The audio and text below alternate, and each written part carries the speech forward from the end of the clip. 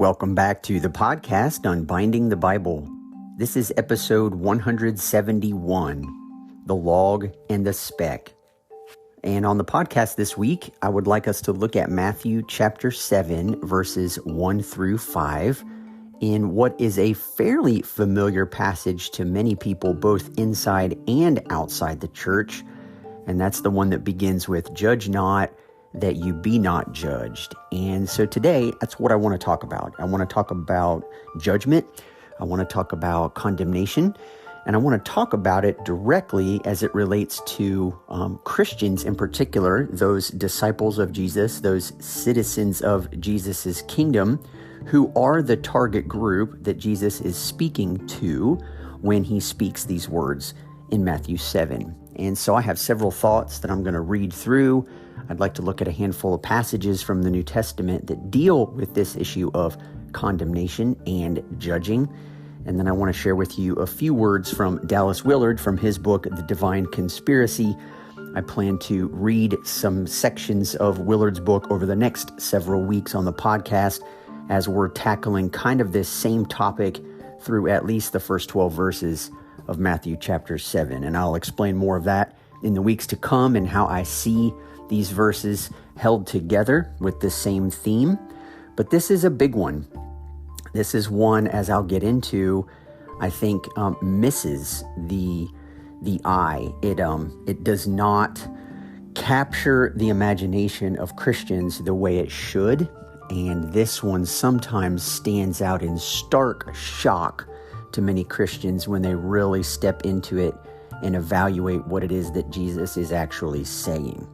And so there is so much that could be said about this passage. I don't think I'll say anywhere near all of it today on the podcast, but we may spend a few weeks here because this is so important.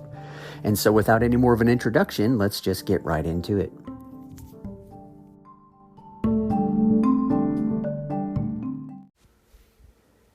To begin this week's episode, allow me just to read Matthew 7, verses 1 through 5.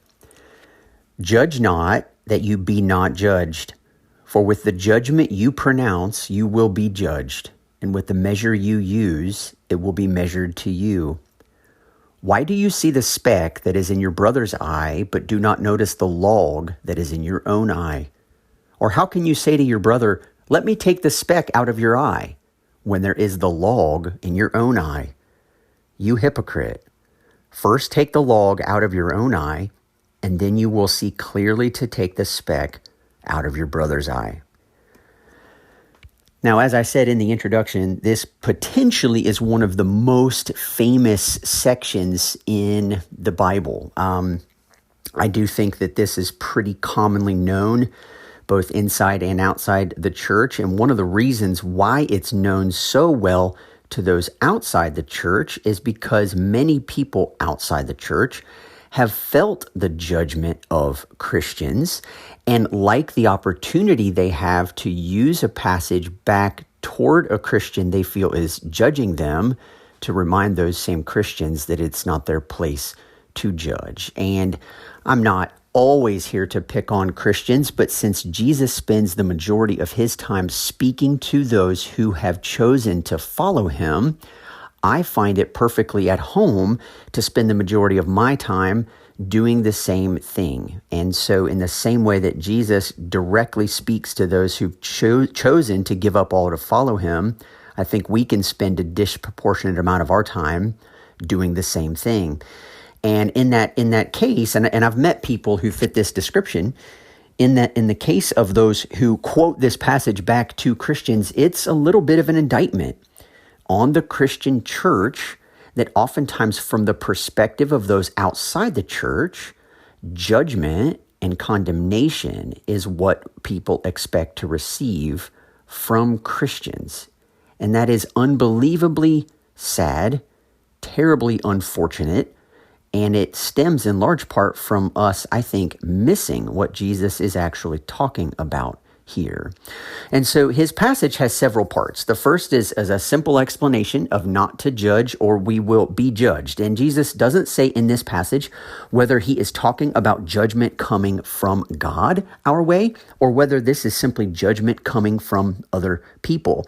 And in many ways, we aren't really asked or invited to make a distinction there because both, in fact, can be happening all the time.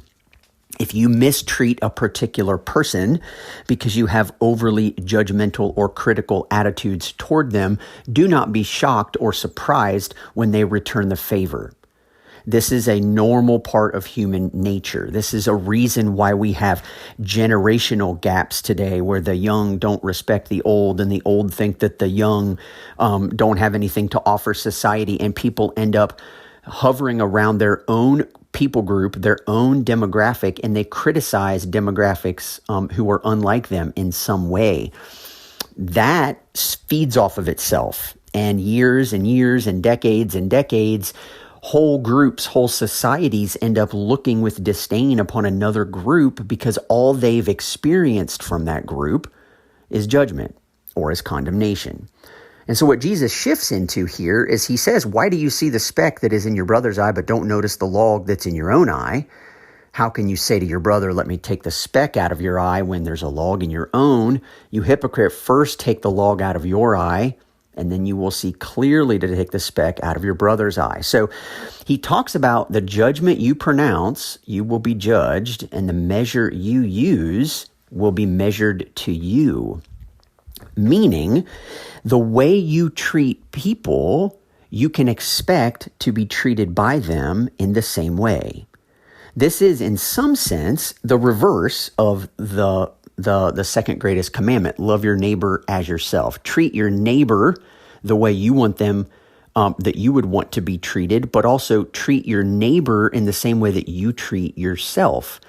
This is actually saying, treat your neighbor the way you would want them to treat you. And we'll get to that in verse 12 of Matthew 7 here in several weeks. So what I want to do is just pose several questions right at the beginning. Judging another person without knowing all the facts, is that the way you would like to be judged? Or deciding that another person should know better, and therefore you have a reason to be angry with them or disappointed or to let them know how much they've failed, is that the way you would like to be judged? Or deciding that another person, or deciding that you know what another person deserves, right? Their actions have led them to a particular set of consequences, and you feel entitled or you feel in the know to be able to be the one to distribute those consequences. Deciding what another person deserves, is that the way that you would want to be judged? You see, Jesus is putting together something here for us, which I think is tremendously necessary. He spent 2 chapters already, or chapters as we see them. Jesus is simply giving a discourse on the side of a hill. But he's spoken about things, as we've said in chapter 5, that should be present in the life of a disciple, but oftentimes aren't. And then in chapter 6, he's talking about things that should be present and oftentimes are, but he's actually looking at the motives of what those things happen to be, right? Like prayer and fasting and giving of tithes. But this passage here speaks toward, hey, what if you arrive at a particular place where you see the actions that you are doing or not doing, and you see the energy and the resolve that you're putting forth in order to live the way that Jesus is calling you to live, it seems only natural, at least as it pertains to our world, and sadly also in the church, that we would feel justified in judging other people who don't live up to the same standards as well as we do.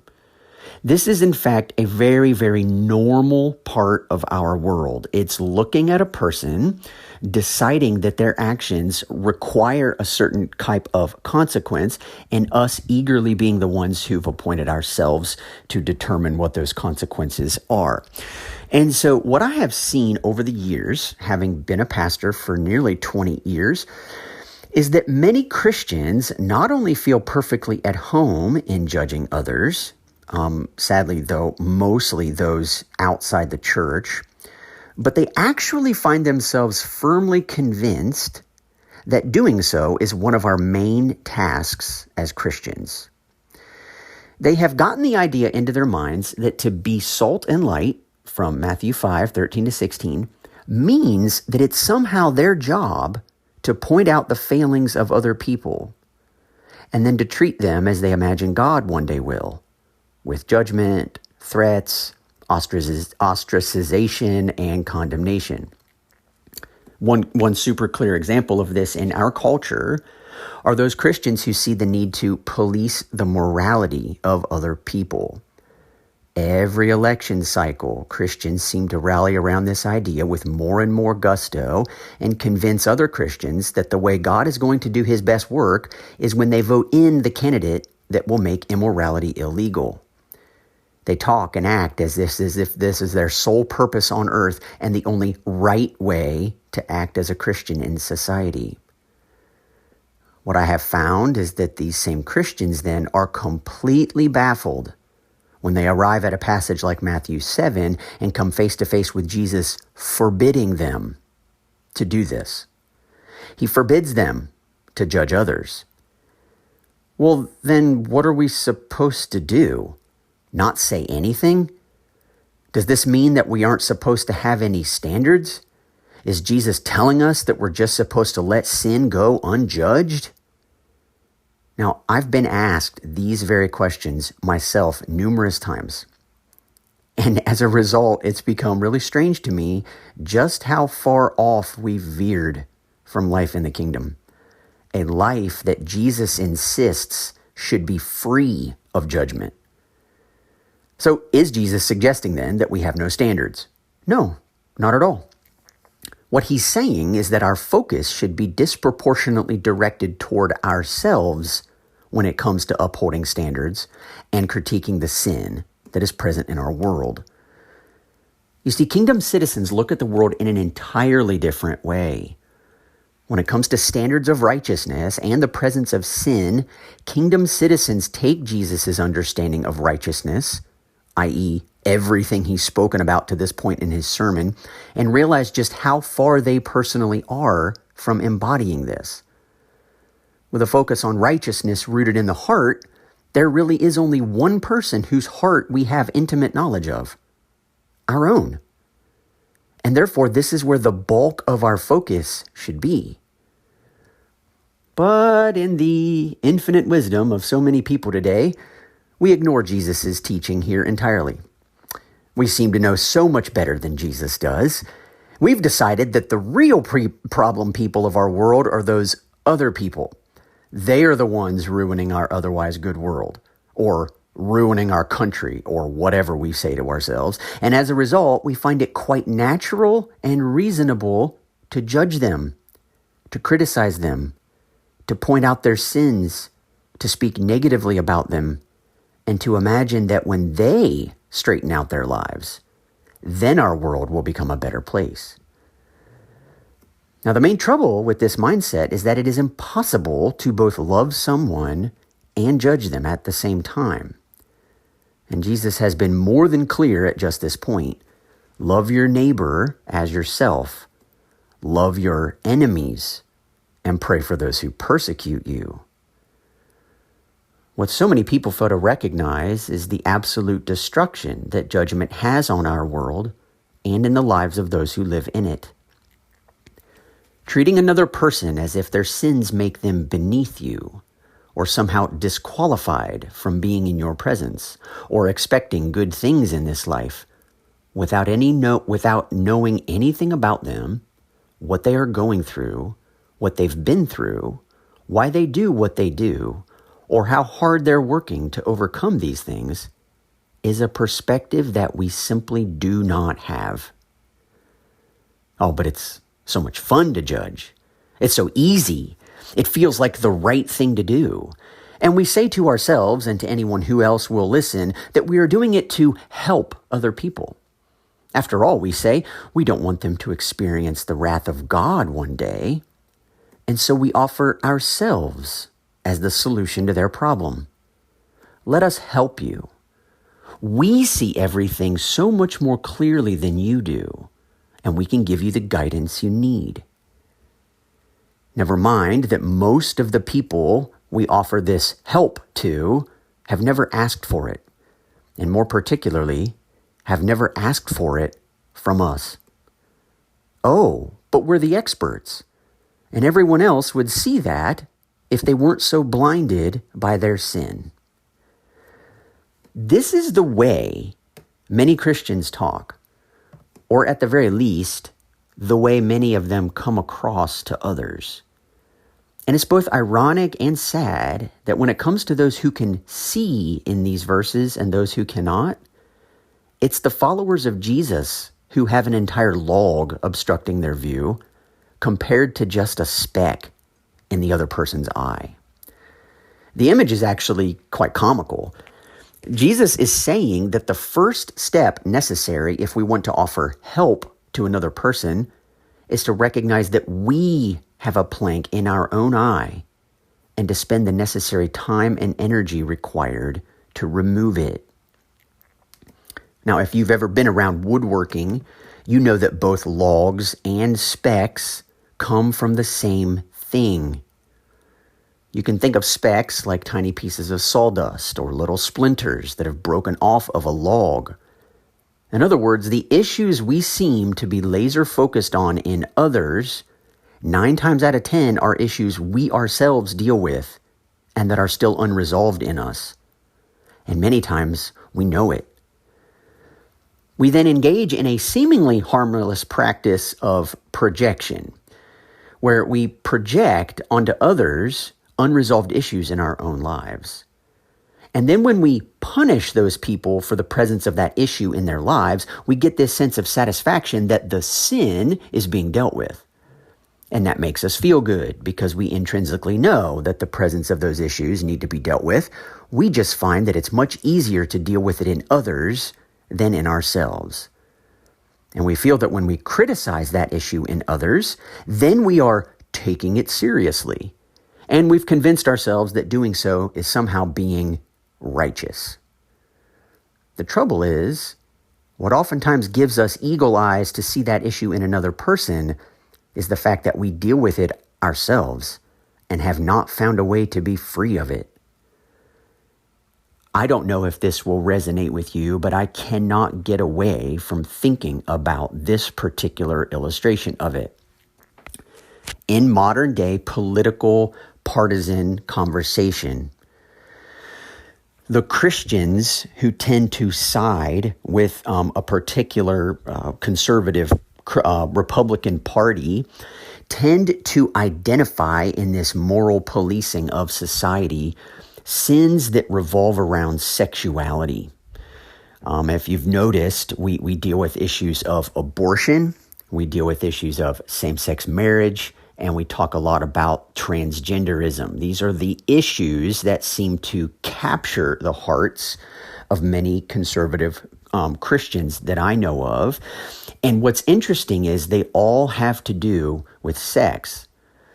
They all have to do with one's sexuality or getting pregnant, and then that leads to abortion. It's very interesting to me that in a discussion of sex, which tends to be taboo in the church, and something that is highly, has been highly destructive within the church as well, manages in the political eye to be the number one issue that Christians seem to be concerned with. I'd like to submit to you that as an entire Christian subculture, we've projected a broken sexuality that we ourselves possess onto a culture because we know that we ought to target those kinds of broken issues in our world. And we feel good about that fight for righteousness and fight for sexual purity in our world because we know we ought to fight for it, and yet we aren't fighting for it as it relates to the log that's in our own eye. Instead, we've decided to elevate the speck that is in our brother's eye to the exclusion of the log in our own, and have put ourselves forward as the people who know best how to help a society become pure when we ourselves are impure. And I speak having been raised in what was coined purity culture movement. It was this idea that faithful, not sex before marriage and focus on making sure that girls dress in a way that does not cause young men to have issues. And when I walked through the section in Matthew 5, where Jesus puts the responsibility on the one lusting to stop lusting, not on the girl that he claims is causing him to lust, the church has taught this entirely backwards for 20 straight years and is now reaping serious consequences from that. Jesus is calling the church to look at the log in their own eye before ever claiming to be the ones put in a position to offer help and aid for people with specks in their own eyes. And this is an issue that has surfaced to such staggering proportions, it's almost unfathomable. It's almost unfathomable how far we have veered off course from Jesus's plain teaching in Matthew 5, 6, and 7, and have decided that we're going to call our actions righteous, when in fact they might be the exact opposite. What is Jesus telling us? He is telling us to learn to deal with the issues in ourselves first, because until we do, we will never bring the compassion and understanding necessary to our brother to properly help him or her deal with the same thing in their life. And it is the presence of compassion and understanding that makes the kingdom of heaven a kingdom unlike any other. Now, there are several passages in the New Testament that I think are important to bring up at just this point. The first shows up in John chapter 3, and I haven't gone through every passage here. These were the ones that came to mind while I was preparing this, and I have 4 of them. The first is John 3, 17 to 21. And yes, this is the passage that is part of the most quoted verse in the Bible, and that is John 3:16. So if Matthew 7 is pretty well known, which I think it is, John 3:16, I'm pretty confident is even more well known. But you know how it begins. For God so loved the world that he gave his one and only Son, that whoever believes in him should not perish, but have everlasting life. Now, I wish that for every person who knew John 3:16 and could quote it to you, just like I did, would know verses 17 through 21, because it's all part of the same paragraph, and yet it oftentimes doesn't get quoted. But here it is, and I won't quote it, I'll read it to you, but this is verses 17 to 21. For God did not send his Son into the world to condemn the world, but in order that the world might be saved through him. Whoever believes in him is not condemned, but whoever does not believe is condemned already, because he has not believed in the name of the only Son of God. And this is the judgment. The light has come into the world, and people loved the darkness rather than the light because their works were evil. For everyone who does wicked things hates the light and does not come to the light, lest his works should be exposed. But whoever does what is true comes to the light, so that it may be clearly seen that his works have been carried out in God. Now, in verse 17 of the passage I just read, we're told that God did not send his Son into the world to condemn the world. Now, if God didn't even send Jesus to condemn the world, what makes his people think that he's given them that job? This is fascinating to me. And what does he say? He says that the judgment is already here, that the people stand condemned already. They don't need to be added into any more of that condemnation by expressing it from us. And here's the reason why this is so important. Whoever believes in him is not condemned, but whoever does not believe is condemned already, because he's not believed in the name of the only Son of God. Here's what Jesus is saying. He's saying the judgment is this, that light has come into the world, and people loved the darkness rather than the light because their works were evil. Now, he's not saying that he's here to tell people that they are judged. He doesn't. He says this is the light. Here is the presence of real righteousness. Here is the presence of kingdom life. If this is something you want and you see it as valuable, you are welcome to step into that and be free of all of the darkness and the way that it rules your life. If you don't want that, that is the judgment. Living in perpetual darkness, apart from a life of freedom, is the judgment. He says it in verse 19, this is the judgment. The light has come into the world, and people loved the darkness rather than the light because their works were evil. I want you to understand this. The people, in choosing not to embrace the light, are judging themselves. They're judging themselves.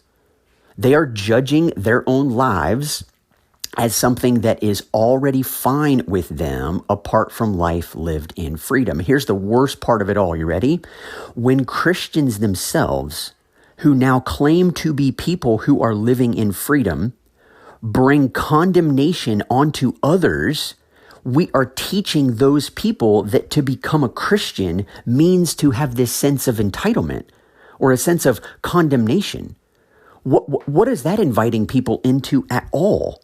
We're trying to what? Invite people into the Christian way so that they no longer feel condemned? Like what are we actually saying here? And I know this might sound confusing because Paul will say later in Romans 8, there is no condemnation now for those who are in Christ Jesus. This is absolutely important. But it's not just a matter of, oh, well, I was outside of Christ and now God hated me and now I'm inside Christ and now God loves me. This is a teaching that gets circulated somehow within Christian circles, but it absolutely doesn't make any sense. God is not here to hate you. He's not here to condemn you. He specifically says this. He sent Jesus into the world because he loves the world. We are caught in the traps of our own making, the condemnation that we feel entitled to dish out to other people. This is the darkness that Jesus is talking about rooting out of the world. And yet, when Christians ignore Matthew 7, what we are actually doing is basically what he said at the end of chapter 6, and that is calling light darkness and imagining that this is what we're supposed to do. If the light that is in you is darkness, how great is the darkness? Here's the trouble.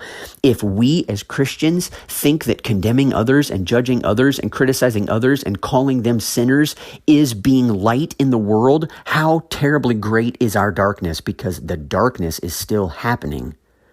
We are now perpetuating darkness onto the world and calling it light and wondering why people don't like us. That should not be. To be in a relationship with God, to be justified by his blood in the kingdom, means that we are not accepted or rejected based upon anything that we do, but rather on who Jesus is. What that means is that we don't look at other people based upon how well we are doing at living righteously and feel superior to them because we're doing a better job of it than they are. That would mean that our place in the kingdom is securely rooted in our own goodness or our own obedience or our own righteousness, which we know factually is untrue. So when there is a hint of judgment or condemnation or superiority coming from Christian people, it is the most ironic and ironic's the wrong word for it. What am I looking for? I'm looking for a word that I'm drawing a blank on. It should never happen. It should never, ever happen. And so what does Paul say in 1 Corinthians 4? This is a third passage that I'd like to bring to your attention. Here's what Paul says. This is how one should regard us as servants of Christ and stewards of the mysteries of God. Moreover, it's required of stewards that they be found faithful. But with me, it is a very small thing that I should be judged by you or by any human court. In fact, I do not even judge myself. For I am not aware of anything against myself, but I am not thereby acquitted. It is the Lord who judges me. Therefore, do not pronounce judgment before the time, before the Lord comes, who will bring to light the things now hidden in darkness and will disclose the purposes of the heart. Then each one will receive his commendation from God. Now, this passage to me is fascinating, right? What does Paul say? It's a very small thing that I should be judged by you or by any human court. Paul's like, I'm not going to take condemnation from you. You don't think that I stand up to what you expected an apostle would look like, as he'll oftentimes battle with the Corinthians. In fact, they turn their back on Paul later, which requires the writing of the book we know as 2 Corinthians, because they were drawn to these super apostles or these very eloquent men who taught in such a way that they promised the life of those who faithfully followed God would look much different than Paul's life. And Paul knew that people were judging him and criticizing him because of all the terrible things that were happening to him in his life. And here he's saying, it's a very small thing that I should be judged by you or by any human court. In fact, I don't even judge myself. He's like, I'm not aware of anything against myself, but not because of that I'm acquitted. It doesn't mean that just because I don't see any fault in my own doesn't mean that I don't have fault. He's just like, that job doesn't belong to me. It is the Lord who judges me.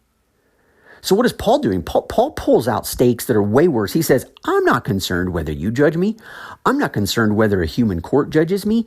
I don't even judge myself. I'm not aware of anything in my life that's bad, but even if I was aware that, or the fact that my life was perfectly free of all wrongdoing, that doesn't make me innocent. I'm not the judge, and neither are you. So you judging me doesn't matter. Me judging me doesn't matter. And me judging you certainly doesn't matter. It's the Lord who judges me. And so what does he say to them? Therefore, don't pronounce judgment before the time, before the Lord comes, who will bring to light the things now hidden in darkness and will disclose the purposes of the heart. Now we're right back to the Sermon on the Mount, because disclosing the purposes of the heart is something that you and I simply will never know going on in the heart of another person. Jesus does talk later about the fruit, you will recognize them by their fruit. And we'll talk about that. And we'll talk about the place for discernment and being able to determine things based on external observation. But to judge another person, to condemn them, to wish upon them certain judgment as a result of their actions is to play a role that is given only to God. So he says, when the Lord comes, he will bring to light the things now hidden in darkness. He's the one that does it, not you and not me. And finally, in Galatians chapter 6, Paul says this, brothers, if anyone is caught in any transgression, you who are spiritual should restore him in a spirit of gentleness. Keep watch on yourself, lest you too be tempted. Bear one another's burdens and so fulfill the law of Christ. For if anyone thinks he is something when he is nothing, he deceives himself. But let each one test his own work, and then his reason to boast will be in himself alone and not in his neighbor.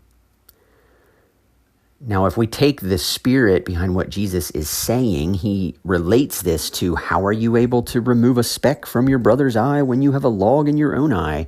And then he just says, you hypocrite, take the log out of your own eye, and then you will see clearly how to remove the speck from your brother's eye. Again, we talked about sometimes the log and the speck are the same thing. They're just in different proportion.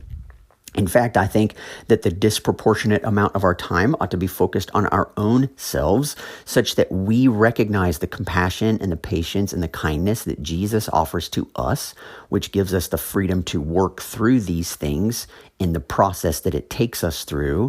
And then it deepens our compassion and kindness and patience with someone else working through the same problem. And so Paul offers to people, if anyone is caught in any transgression. Now, Paul uses interesting language here, right? It's not if anybody is deliberately sinning, right? He's saying you're caught in a transgression. It is possible that people are doing the wrong thing and they're caught there. They don't know how to get free. So what does he say? You who are spiritual, right, should tell them that they're doing what's wrong. You who are spiritual should judge them. You who are spiritual should critique them, should criticize them, should call them out, should shame them. That tends to be the knee-jerk response of many religious people. But Paul doesn't say that at all. He says, you who are spiritual should restore him in a spirit of gentleness. Restoration is the goal. The goal is not condemnation. The goal is not rejection. The goal is not isolation. The goal is not shame. The goal is always restoration. How does one go about restoring a person who is caught? He does so in a spirit of gentleness. But then listen to what Paul says. Keep watch on yourself, lest you too be tempted. Now, we don't know exactly what Paul means by being tempted, but I can think of several things off the top of my head. Number one, keep watch on yourself, lest you too be tempted and you fall victim to the same type of struggle that this person you're trying to help is dealing with. But the second thing you could be tempted by is this idea that you are somehow above them because you're not struggling with that sin. I've seen this happen too. I've seen people who might use the right language, they might talk the right things, they might quote the right verses, but man, when they talk to you about what's going on in your life, you just feel their rejection. You just feel their superiority. You just feel beneath them. And the way that they talk to you and the way that they look at you and the way you perceive their thinking about you just communicates to you that they are soaking in a position of self-righteousness over and against you. They're not watching themselves. They're being tempted, and they're giving full weight right now to this spirit of condemnation. So what does Paul say? Bear one another's burdens and so fulfill the law of Christ. Reading through with Dallas Willard in The Divine Conspiracy, and he either did his own translation or pulled a different translation out. I didn't know he didn't list it this way, so this might be his own translation, but he takes verse 2 that says, bear one another's burdens, and he says, feel the weight others are feeling, and so fulfill the law of Christ. This is so much more different than just telling a person that what they're doing is wrong and that they're going to be judged for it. This is stepping in. This is feeling the weight. This is carrying it with another person, which is why Paul says, bear one another's burdens. Because he says in verse 3, then, if anyone thinks he is something when he is nothing, he deceives himself. This is, to me, goes right back to the self-righteousness. What if you think? You think that you've got an eagle eye ability to see the real problems that another person is dealing with. And oh, how lucky they are that you are now going to be the one to shine light on their path forward. You know, it's amazing to me when that becomes the mindset. These people now think they're something. I'm the answer person. I'm the person who can solve your problem. I'm the person who can tell you the right steps to take. Wow, look at me. Look what great contributions I'm making for the kingdom. What does Paul say in verse 4? But let each one test his own work, and then his reason to boast will be in himself alone and not in his neighbor. In other words, at the end of the day, you're not going to be able to walk away and be like, look at that person that I helped. Look at that life that's so much better now as a result of my influence. You're not going to be doing that at all. You're not going to be boasting about them and what you've been able to do to help change their life. Your reason to boast is going to be in yourself alone. Here's how God has shown his mercy to me. Here's how Jesus has helped me navigate through this challenging situation in my own life where I failed time and time and time again. But he rescued me. He taught me. He humbled me. He kept me in his grasp so that I could gain victory over this. And let me offer to you what he offered to me. I'd love to try to help you. That's something very, very different. And when that person gets freedom, you know it wasn't you. You're not going to be boasting about how much you helped that person because you know very well Jesus did that, not you. I think that's what Paul is getting at. And so Dallas Willard just gives I wrote a bunch of notes down. I just want to read for you several sentences, a couple paragraphs actually that he wrote, and then we will touch on this again because he does tackle Matthew 7, 1-12 all together as a unit, which I think is correct. And I'm going to take some of his line of thinking. I do look at some of the sections a little differently than him, but I might do a little ping pong between my own understanding as well as Willard's. Not that I'm right by any stretch. It's just the way it makes the most sense to me. But here's what Dallas Willard says I just want to read for you a few things about what he says, and then we'll kind of wrap this up. In the first 12 verses of Matthew 7, Jesus deals with the deadly way in which we try to manage or control those closest to us by blaming and condemning them, and by forcing upon them our wonderful solutions for their problems. Willard is great. He's just great. If you don't have the Divine Conspiracy yet, do yourself a favor and go buy it. We have great confidence, Willard says, in the power of condemnation to straighten others out. I want to stop here for just a second. I do believe that what Jesus is inviting us to consider is the power that love has in the kingdom to restore others. Our world, however, functions just like Willard is saying. We have great confidence in the power of condemnation to straighten others out. And we feel like that's what's going to do it. If we condemn people enough, if we criticize them enough, if we show them how stupid they are, if we show them how foolish they are, if we show them how wrong they are, they're going to turn and they'll respond. Kingdom after kingdom after kingdom after kingdom after kingdom after kingdom after kingdom in this world has shown that to not work. It's time for Christians to embody the kingdom of God, which believes in the power of love to restore, not in the power of condemnation to straighten others out. All right, back to Willard. Couple paragraphs. If, as Christians often say, we really are different as followers of Christ, this is a point where it should be most obvious. How does Jesus know that those who judge, in the sense of condemning others, are hypocrites? Is it merely that there must be something wrong with us, because there is something wrong with everyone, and that we should not condemn others until we are perfect? Is it just the "let him who is without sin cast the first stone" routine? No, that's not it. Rather, it is because he understands what condemnation is and involves. Condemnation is the log in our eye. Jesus knows that the mere fact that we are condemning someone shows our heart does not have the kingdom rightness he has been talking about. Condemnation, especially with its usual accompaniments of anger and contempt and self-righteousness, blinds us to the reality of the other person. We cannot see clearly how to assist our brother because we cannot see our brother. And we will never know how to truly help him until we have grown into the kind of person who does not condemn. Period. Getting the log out is not a matter of correcting something that is wrong in our life so that we will be able to condemn our dear ones better or more effectively, so to speak. Getting the log out is the way that we go about recognizing our own brokenness and fallenness in this world so that we can rightly set others free. That's really what this podcast is all about. It kind of has that as one of its main thrusts, and many of you who've listened to several of these episodes know that that's the case. I think we've dug ourselves into a deep hole.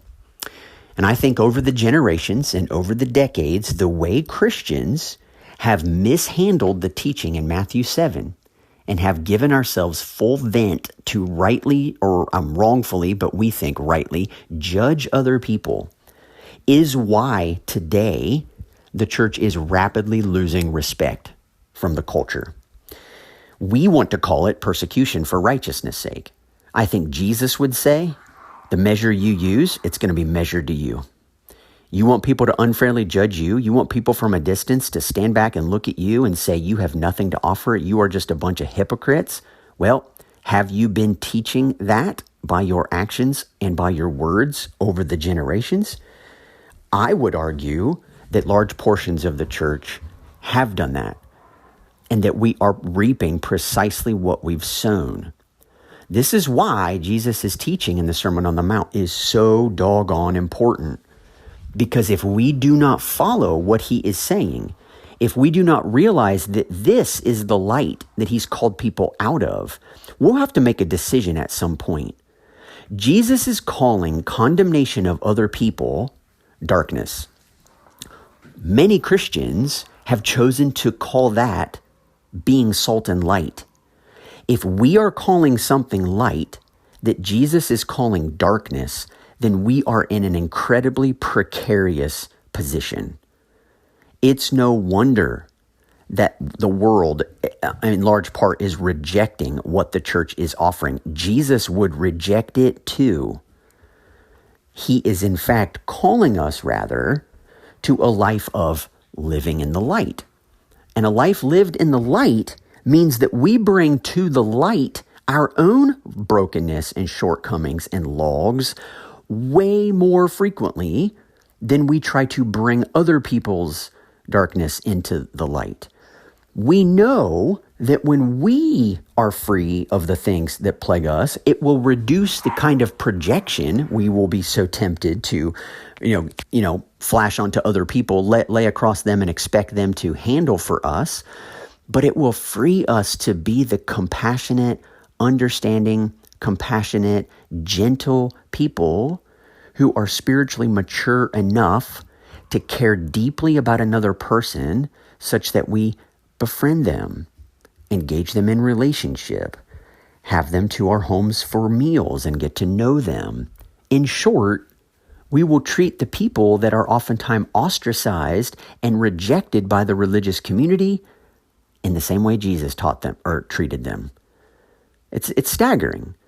But he literally is showing us the way to draw people in. And I think one of the main reasons why Jesus had such critique and such harsh, blunt ways of approaching the Pharisees is because that's precisely how the Pharisees treated everyone else.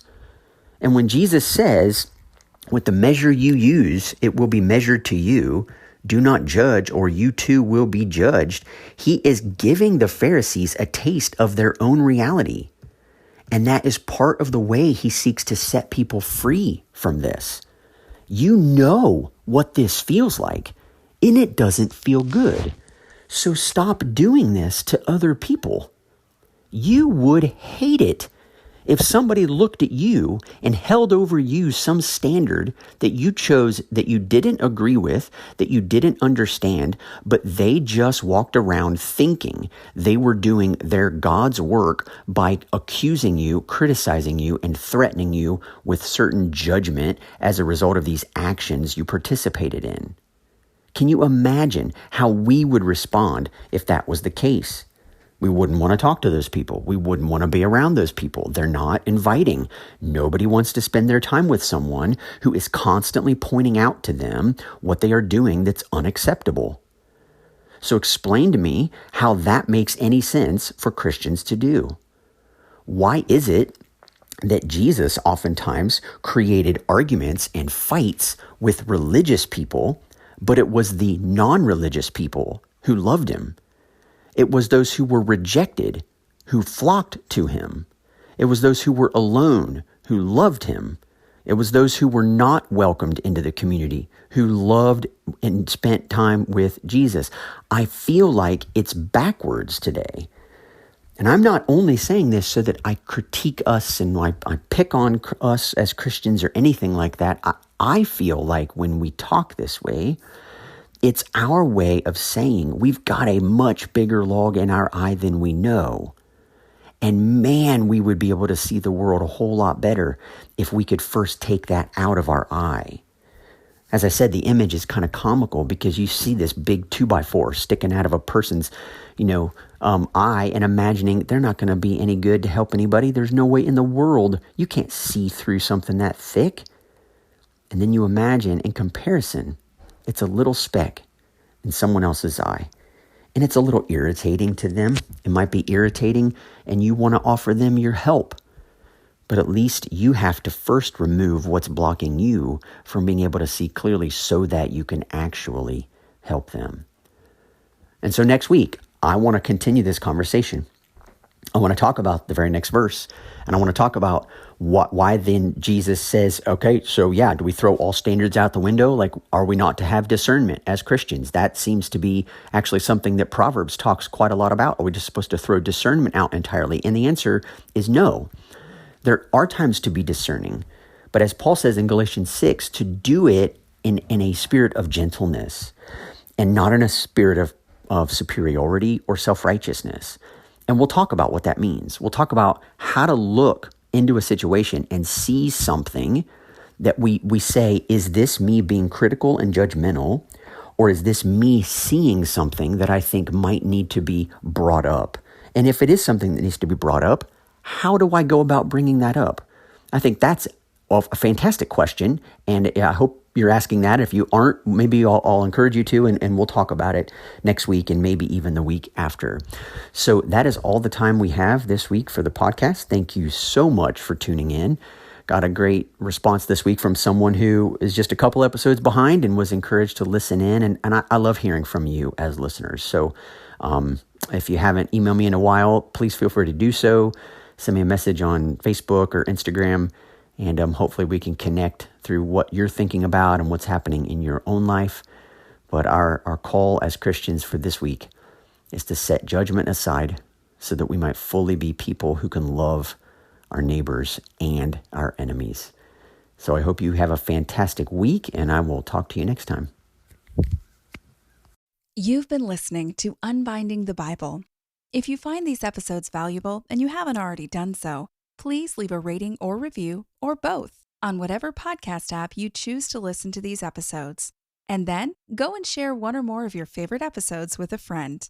You can also reach out to Joshua with any comments or questions to unbindingthebible@gmail.com. Thanks for listening, and have a great week.